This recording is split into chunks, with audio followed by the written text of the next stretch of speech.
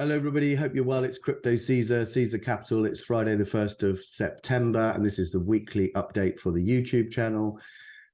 Just before we start, quick warning. Remember, this isn't financial advice, and nothing on this channel should be purported to be taken as financial advice. If you're looking to invest in anything, you should consult a financial advisor. Okay, so what we're going to consider this week is one of the questions that seems to be flying around, or statements almost, that seems to be flying around Twitter and Reddit and various other social media channels in crypto, that Bitcoin is in the longest bear market of its history, okay? And the short answer to is Bitcoin in the longest bear market of its history is no. In fact, Bitcoin is not in the longest bear market of its history. And when you actually look at the data, you will be able to see that this, or the last bear market that we were in, was no different in time or duration to the previous bear markets. In fact, it was pretty much the same. All right, so the first thing we want to do is to consider what is the definition really of a bear market. When you look, you will find that the definition of a bear market is a prolonged downtrend, or put another way, consistent lower lows on a higher time frame. Okay, so and the definition of a bull market is the opposite, essentially, a prolonged uptrend or consistent higher lows on a higher time frame. And we can see here on the Bitcoin chart, which we're looking at on the weekly, the Bitcoin halving events, the first halving event being in November 2012, the second in July 2016, and the third being in May 2020. The next scheduled halving is around April, and that's you can identify that in the chart as the dashed vertical line. So you can quite clearly see when you look at the chart that Bitcoin works in cycles. There are essentially two cycles within the cyclical nature of Bitcoin. The first is the halving cycle, and the second is the 4-year cycle. But essentially, what Bitcoin does within the halving cycles is it finds a peak, and then it finds a low. It finds a peak, and then it finds a low. It finds a peak, and then it finds a low. And when it's trending downwards, or there is a prolonged time of downtrend with lower lows prolonged on a higher time frame, you will see how that happens. So you can see here lower low, lower low, lower low, lower low, until it finds its low. Then when that is complete, Bitcoin then goes through a little bit of an accumulation phase, prints a higher low, continues then to print higher lows, higher lows, higher lows, up until the peak. Then again, lower low, lower low, lower low, finds its bottom, accumulation phase, higher low, etc. And we go on, okay? So we can clearly see that there are these cycles of uptrend, downtrend, uptrend, downtrend, uptrend, downtrend. Now, looking at it a bit closer, we could see in the first cycle of Bitcoin, so the first peak came in November 2013 after the first halving. And then the next low, or the low of Bitcoin, came in January 2015. And what we can take away from this chart is you can quite clearly see that Bitcoin is printing lower lows on a higher time frame. It's a prolonged downtrend. Okay, and that downtrend lasted 58 weeks, okay? So just over a year.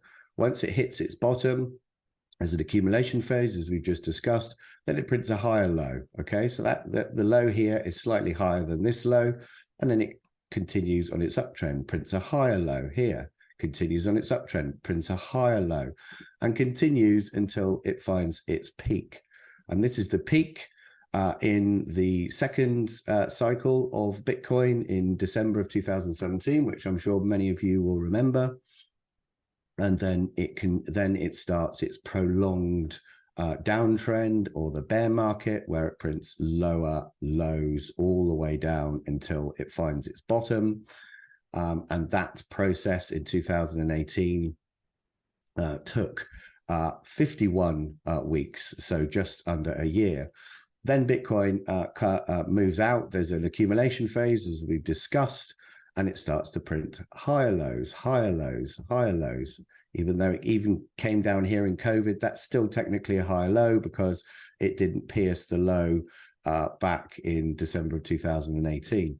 That uptrend, that prolonged uptrend of higher lows continues until it finds its peak in November 2021.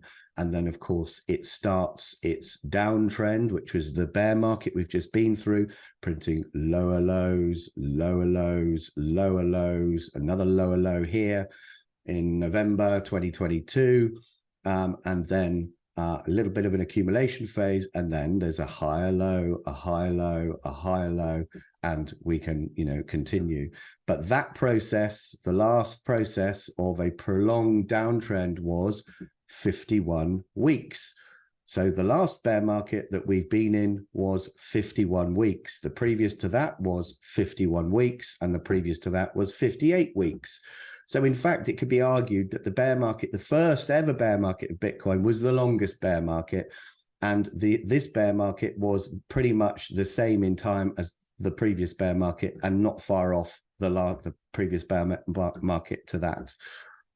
So when looking at the data, in my view, I think that as I've said many times, the low for Bitcoin is in. We are now in a prolonged uptrend, printing higher lows, and I think that will continue until Bitcoin's peak sometime in the end of 2024, 2020, more likely 2025. So that's what I think about that. And what you've got to remember as well is that when Bitcoin finds its low, there's been a lot of damage, a lot of pain, lots of liquidations, lots of big companies have been thrown to the wall, exchanges are bankrupt. There's a lot of pain in the market, and it takes time for that pain or those scars to heal. Okay, you can't expect Bitcoin to just suddenly start trending upwards really, really quickly. Because there is a lot of pain or scars that need to heal, within the space. But that is happening, and that is why slowly the scars are healing, and that is why we are slowly printing higher lows, and we are on a prolonged uptrend in my view. Now, in relation to altcoins quickly, Back in October, November 2022, the decision was made by myself in relation to my positions. And of course, I let the group know what my view was, that I was going to be taking positions in Bitcoin of about 75% allocation and 25% in Ethereum.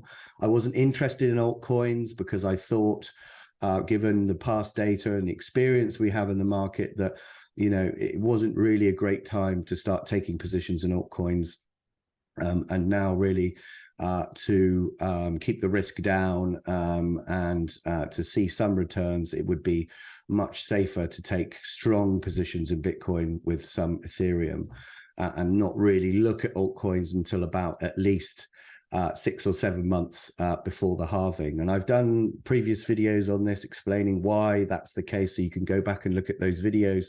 But really, in short, you can see here the cycle of the altcoin market. This is the total 3 altcoin market cap, which is the total altcoin market cap excluding Bitcoin and Ethereum.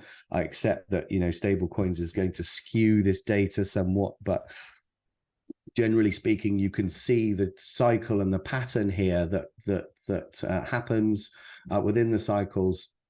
And you can see in the last cycle, the previous cycle in 2017, where the altcoin market cap found its top, and then it came down into this area of accumulation. And really the best time to start looking to take positions in altcoins was about 6 or 7 months or so from the halving. So for about 7 months, 6-7 months to the halving is the time to start looking to take positions in altcoins. There's another reason for that as well, because new altcoins are released, the narrative changes. Generally speaking, some altcoins that performed really well last cycle might not perform as well the next cycle.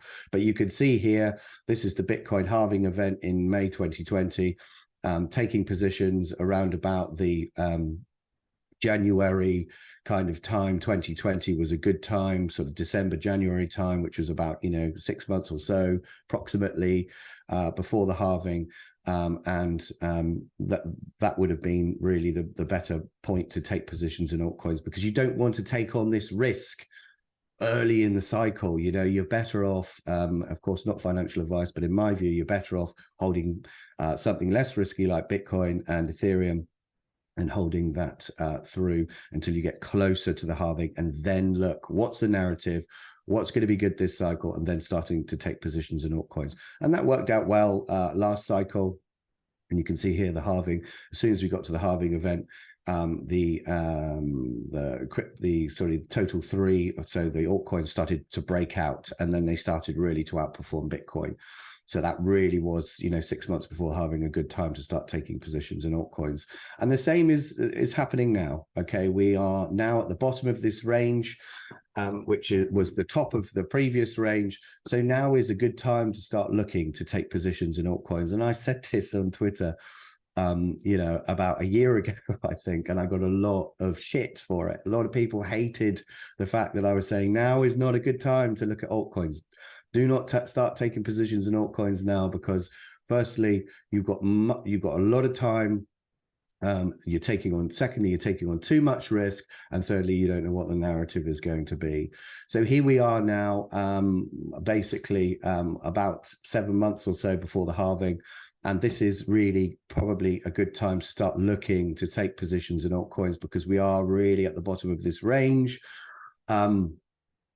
This is precisely why as well I'm releasing the Caesars 10 altcoins, so our altcoin picks for the next cycle, on the 29th of September, because I think that will be the optimal time to start looking to take positions in those particular altcoins. But looking at the chart, I think that, maybe we might have a little bit more of a low here, a bit of a deviation down, and then it's going to be a slow grind up, and then a lovely expansion, hopefully come just before or after the halving. The altcoin market cap will really start this lovely expansion to the upside. And this is where you wanted the risk. Okay, this is where you want to be risk on. Because this is where the market starts to expand and move to the upside. So I hope that video was of some assistance to you. If you want to join the group, if you're interested in obtaining the Caesars 10 document, which will be released on the 29th of September, if you join the group, you will automatically be allowed a copy of that document. Each of those altcoins will be have been very well researched, and we feel as though they might do pretty well next cycle. I've done a video on this previously, so you can go back and have a look at those videos. But essentially, if you join the group, the VIP group, which is a Discord group, you can reach out to me on Twitter, reach out to me via the website here, links in the description. Easier to reach out to me on Twitter, but if you reach out to me via email, I will also get back to you. But if you join the VIP group, you will have access to that document as part of being a member of the group. Anyway, that's enough from me today. I hope you have a good weekend, and I shall speak to you all soon. Take care. Thank you very much. Thanks for listening.